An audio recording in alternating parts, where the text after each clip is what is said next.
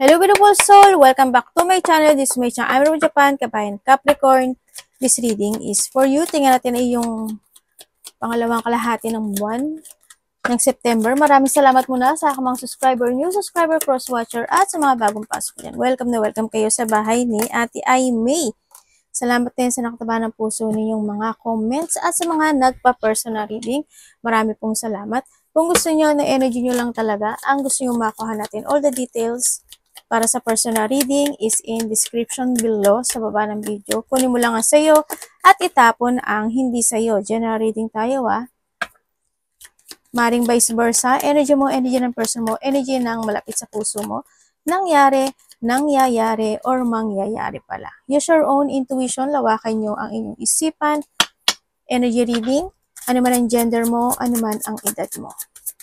Tatandaan nyo palagi na kayo pa rin ang makapagpapabago ng inyong buhay. Wala sa kahit na kanino man, wala sa card. Gawin yung guide ang mga warning sign na pwedeng lumabas dito sa card para magkaroon ng positive outcome.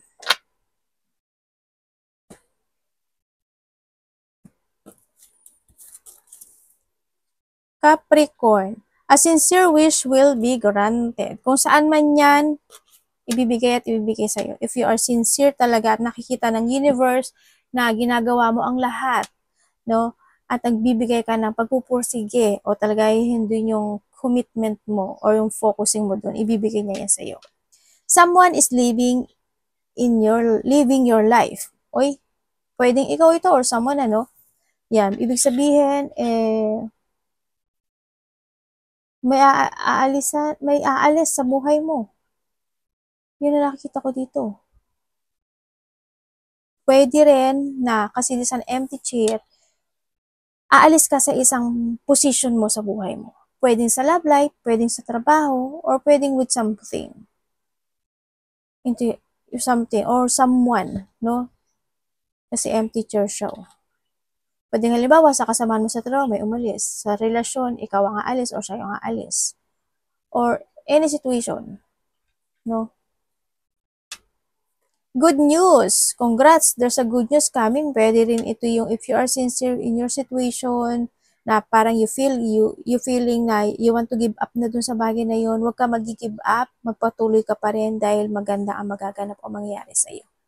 May mga good news or any good news, may mga good news ka na maririnig, makakamit, or magaganap. And also, mag-ingat kayo sa tenga. Pwedeng may mga mangyari sa tenga, ikaw or someone into your life, pwedeng masugatan, kung may hikaw kayo, pwedeng mamaga, may infection, or may mga pumasok sa tenga nyo, diba? Kung ano man yan, pumasok yung mga mosquito talaga, ate. Hindi, kung ano man yung pumasok na hindi nyo akalain, diba? Tapos, o kaya may mga maiwan, mga cotton buds kayo, halimbawa, ingat-ingat kayo, kung ano man mangyari sa tenga, pwedeng dito lang sa labas, pwedeng iba sa loob. Pleasure with a close friend. Uy, merong pleasure with a close friend, Pwedeng ito yung magbibigay sa'yo ng good news. Friend kasi is hindi lang as a friend. Pwedeng kapatid, friend mo rin yun. Pwedeng magulang, friend mo rin yun. Connection mo to, ha? Yan, may mga pleasure with a friend. Or pwedeng itong friend na to ang bibigay sa'yo ng good news. Pwedeng siya ang bibigay ng magagrant ng iyong wish, di ba? Or pwede rin na this friend is yung tao na aalis sa buhay mo. Pwedeng mag-a-abroad siya, or pwedeng mag-aaway kayo, or hindi kayo magkakaintindihan, or pwedeng any situation, ipasok mo. Kasi vice versa naman tayo no? Yan. And also, meron, unsuccessful outcome to a problem. May mga broken bridge talaga, no? Pwedeng eto yun, halimbawa sa trabaho mo, or sa in relationship, or with saang aspeto ng buhay mo yan, may mga problema na pinagdadaanan na pwedeng hindi masolusyonan, pwedeng gulo, away, hindi pagkakaintindihan, or andito yung situation na may mga susolusyonan ka na hindi nakulang siya, no? Na kulang pa, hindi mo pa nabibigay yung buong energy at buong effort mo doon. Kailangan bigyan mo yun ng effort para hindi siya kalabasan ganito, no? hindi mabuwag yung situation na yon or relationship or trabaho or any situation to ha, para lumabas is a good news. Diba? Magbigay ka ng hard work and effort and focus. Kung may mga bagay na dapat desisyonin, bagay na mga dapat think advantage gawin. Feeling tied down and frustrated. Pwedeng kung saan man yang napoprostrate ka at you feel tied, no? Pwedeng sa trabaho, pwedeng napapagod ka na sa buhay mo kasi parang nothing changes, pero wag kang hihinto kasi it will success. Diba? Under yung situation, or pwedeng sa kaibigan, sa mga connection mo, or pwedeng sa trabaho, or sa boss, or sa karelasyon. Pwedeng pagod. Ganyan. Uy, the gift. Makaka-receive ka daw ng gift. Congrats. Pwedeng ikaw ang magbibigay ng gift or you will receive a gift. Also, this is the beginning and the ending, ano. Ang nakikita ko rin dito, pagbabalik ito ng iyong strength or confidence. Also, may mga bagay o sitwasyon na handi yung sigla, handi yung saya sa iba sa inyo, or may mga pupukusan ka na situation in life. Pwedeng dito ka pang pupocus, or pwede sa mga empty chair ka magpo-focus, or magpo-focus ka na itatry mong balansin yung mga bagay-bagay in life. Yan. Iba sa inyo, maghihingi ng tulong to, ha? O kaya makaka-receive ka ng gift, or ikaw ang bibigyan ng gift. Oy, may mga plano, eto na, oh. O, di ba ang sabi dito, if you are sincere sa mga wish mo, granted. Kailangan mong planuhin maigi. Huwag maging impulsive o pabigla-bigla sa sitwasyon kasi pwede siyang mag-cause ng pagkabigo dito. Pwedeng walang maging or magandang resulta or yung pag naging pabigla-bigla ka yung mga ginawa mo magiging empty talaga yan.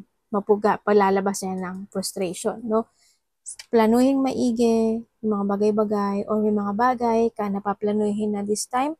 Sinasabi ito, may mga bagay na iisipin mo kung paano baguhin, ayusin, solusyonan, mamangganong sitwasyon. Or transformation to, no, sa iba, no? It's more on plan very carefully, try to make it balance, structure, o may mga aayusin ka na i-structure ka na talaga dyan, umpisahan mo na ito, sinasabi dito. And the blessing is coming. O, di ba? Ito na nga yung si blessing. Ibig sabihin is, may mga blessing na darating into your life. Hindi man siya ngayon this September, pero sa September may blessing ka kasi blessing to. Blessing and blessing. Also, there's information and communication coming, Maring may ko-connect sa'yo na malapit sa'yo. Pwedeng send ito recipient or kakilala. May marireceive ka sa kanyang blessing or may marireceive ka niyang good news or gift. Or pwedeng ikaw magbibigay, vice versa.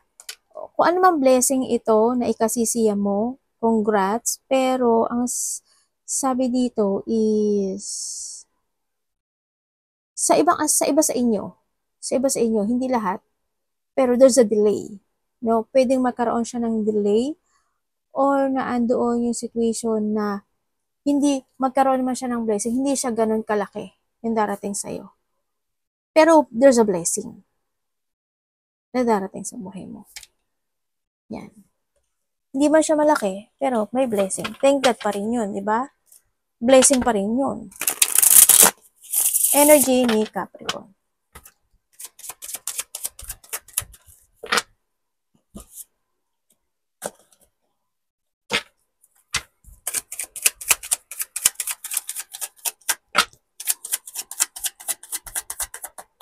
Ano ba yun?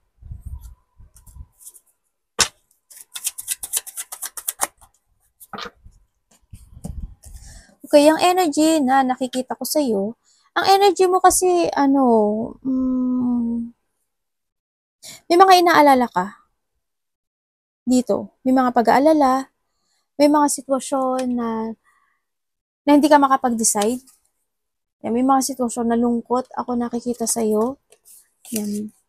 You feel stress, depression, tulad ng sabi ko sa'yo dito, diba? Frustration, stress, anxiety.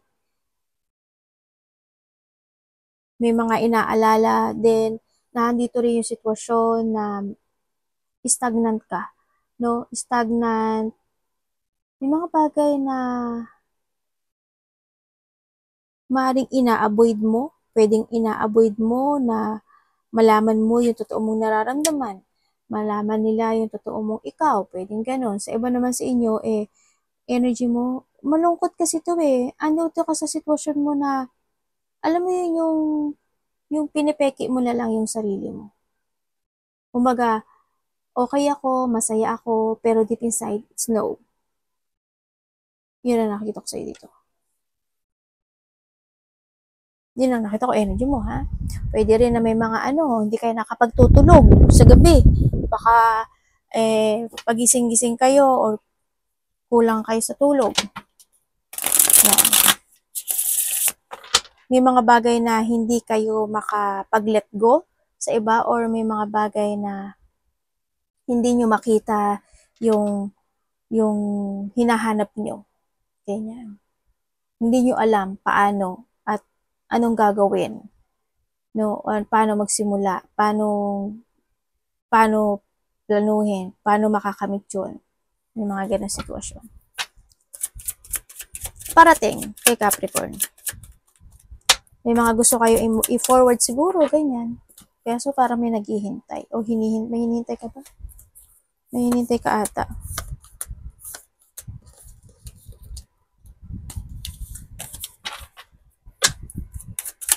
Parating.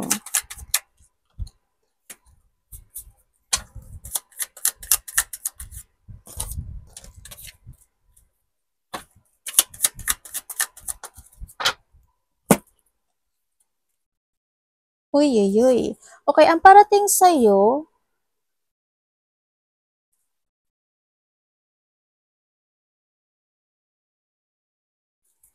pagod.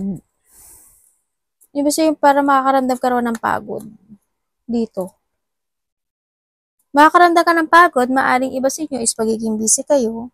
Yan, may mga busy time by the second half. And then also, parating, yun nga, tulad na sabi ko, gift. Ganyan. Pag-isolate, ang hilig niyo talaga mag-isolate. Kayo. Ewan mo bakit. Mahihingi rin daw ng tulong sa'yo. Mahihingi sa'yo ng tulong or ikaw ang hihingi ng tulong. Or, sana wag pagdating sa pera, no? Pwede lang tumulong no? Sa trabaho lang. Pakiabot naman to, 1+1 naman ito, gano'n. Okay lang hanggang gano'n pero kapag pera na yung usapan, ako po. Kung meron ka naman, why not, di ba? And also, parating sa'yo is you want to follow your heart, you want to start a new beginning sa buhay mo, may gusto ka ng, gusto mo nang mag-success kasi, no, in life, pero yung manifesting din, you try to make it balance yung meron ka sa ngayon, pero ang nakikita ko sa'yo, nagkakaroon ka ng struggle dun sa part na yun. Siguro hindi mo alam paano magkatotoo yun or mangyari yun, pero di ba sabi dito, plan. And be sincere. Di ba? Yun ang sabi. Kailangan din ka sa'yo is manindigan. And you will be success. Be creative, ang sinasabi dito. Harapin mo rin daw yung takot mo. Mag-trust ka sa intuition mo. Meron ako tao nakikita dito, hindi ko alam kung ikaw or someone. Ito yung tao na gagawin niya ang lahat para sa'yo. Iintindihin ka niya. Or gagawin niya yung lahat para sa'yo. Or para dito sa relationship na to. Or kung ano man yan. Dapat iwasan.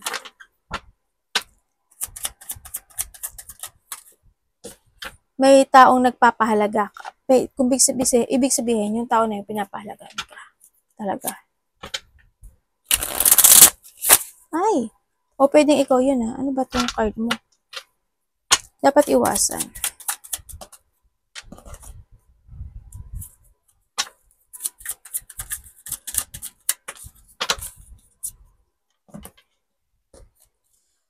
Ayun no, diba? Dapat mo iwasan. Iwasan mo, siguro iwasan mo, yung being a sadness. Yan. Yung not to accept something into your life. Iwasan mo yung akuin yung hindi naman sa'yo. Ganyan. Hindi ka naman si Superwoman or si Wonder Woman. Hindi mo na kailangang akuin yung hindi naman dapat sa'yo.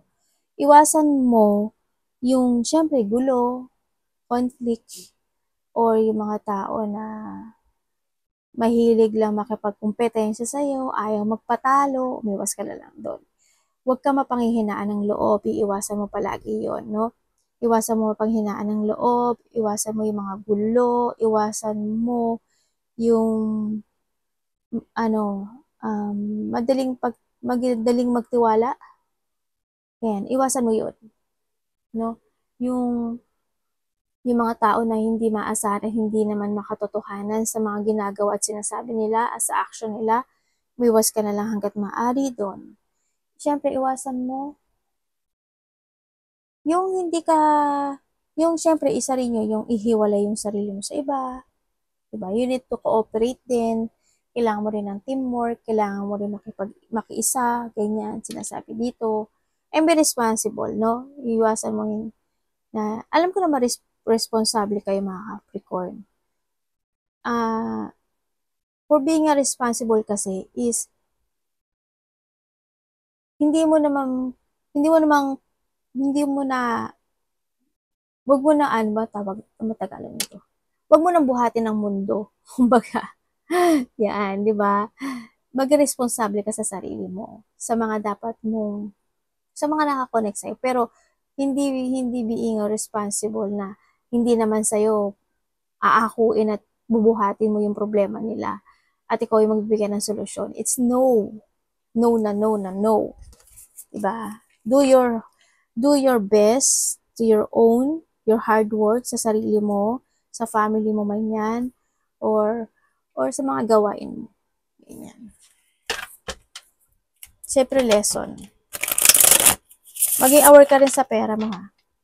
Love sa lahat, kapatid, anak, magulang, karelasyon, kaibigan, pamilya, sino man yan. Kamusta ang love ni Capricorn?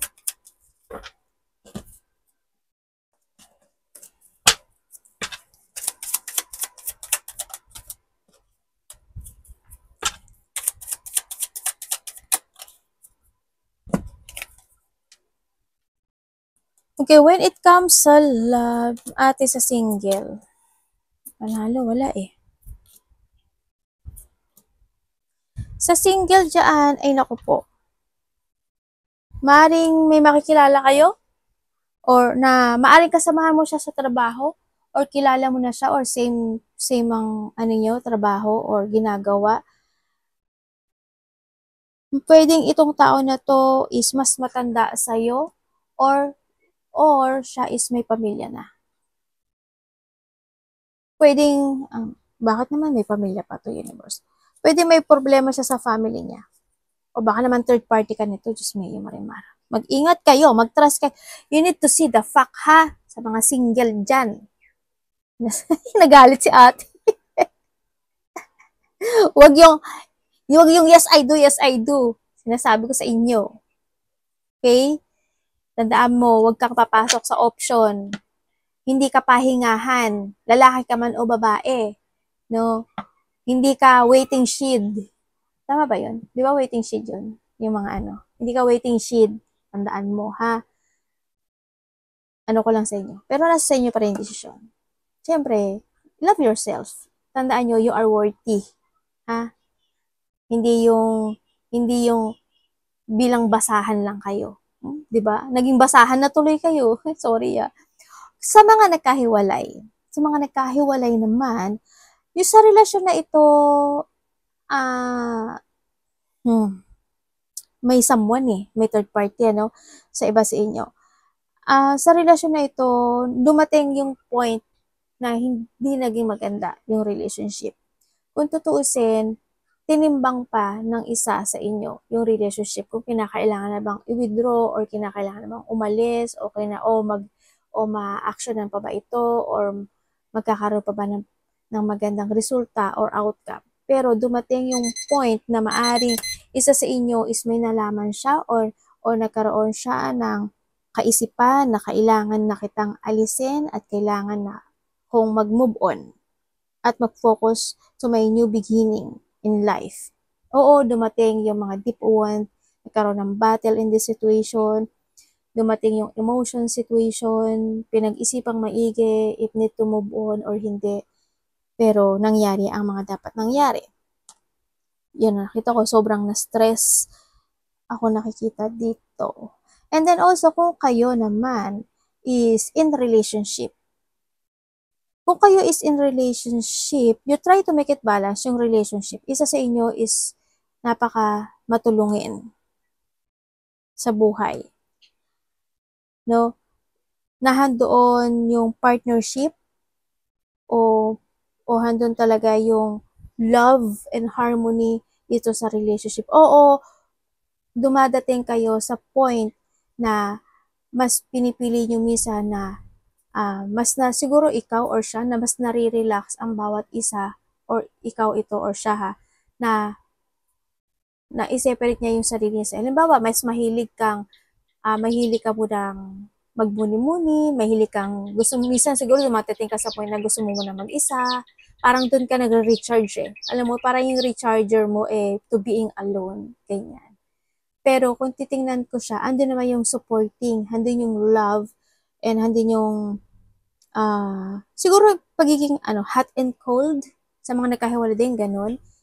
Siguro hot and cold situation, kakausapin, hindi kakausapin, magiging okay. Hindi, kung nag-aaway, hindi ko naman nakikita yung pag-aaway dito sa sitwasyon dito sa card ko. Wala ako nakikita pag-aaway, pero it's more siya, kanya-kanya. Or gusto lang ng magmuni-muni yung isa sa inyo. Pwedeng both kayo, ganyan. Pero kung titignan ko dito, there's a love and partnership situation. Diba? Nandun yung love. Dito by sa 16, wala akong nakikitang conflict sa inyong dalawa. It's good naman, diba?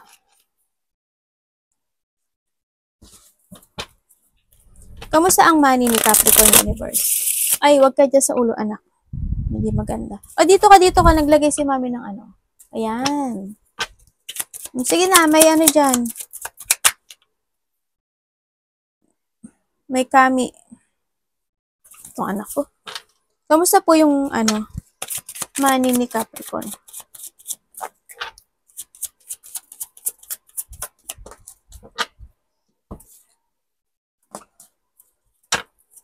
Anong ibig sabihin?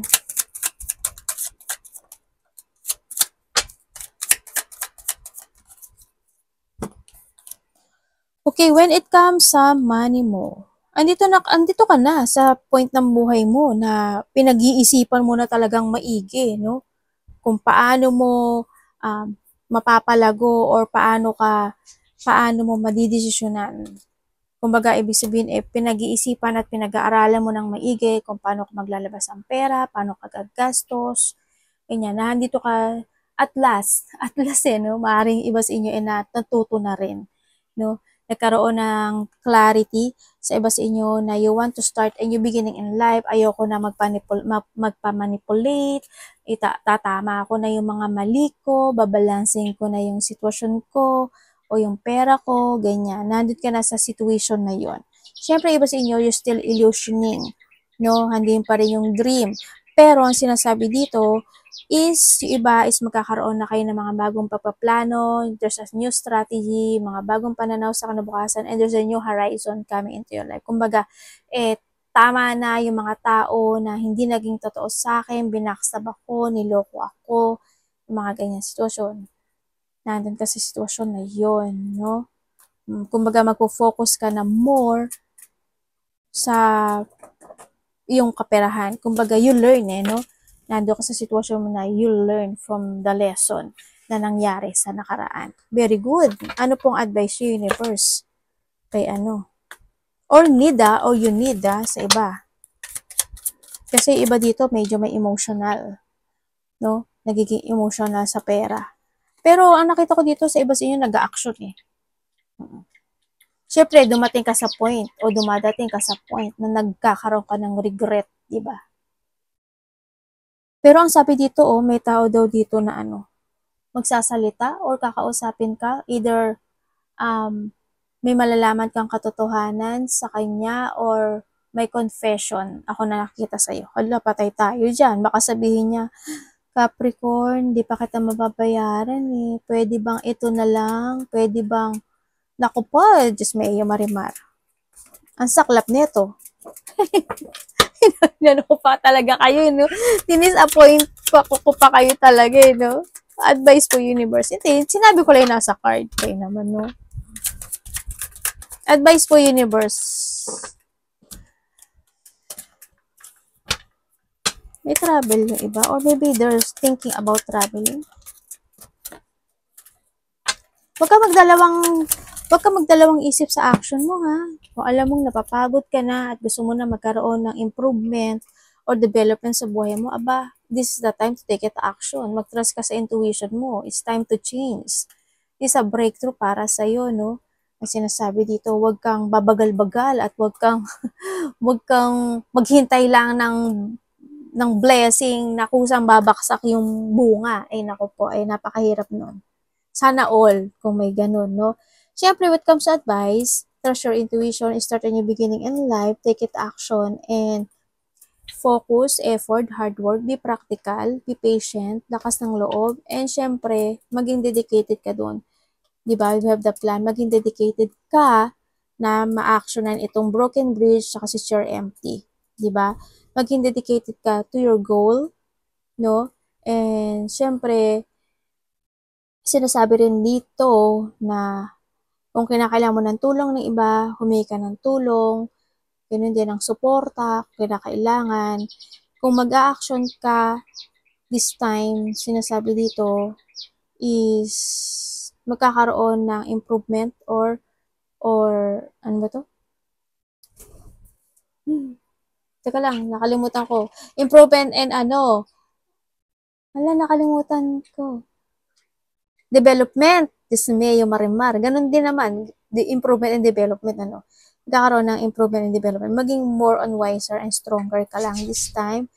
Siyempre, may mga bagay na kailangang i-accept yung lesson na yun, para magkaroon ka ng improvement sa buhay mo. Mag-action ka raw dito. Start new. It's up to you to make it happen. Magnetic ka naman Capricorn kung titingnan ko sa'yo. Magnetic ka. Ikaw na lang yung kulang. Yung action mo na lang at yung decision mo ang kulang. Arigatou namaste, God bless.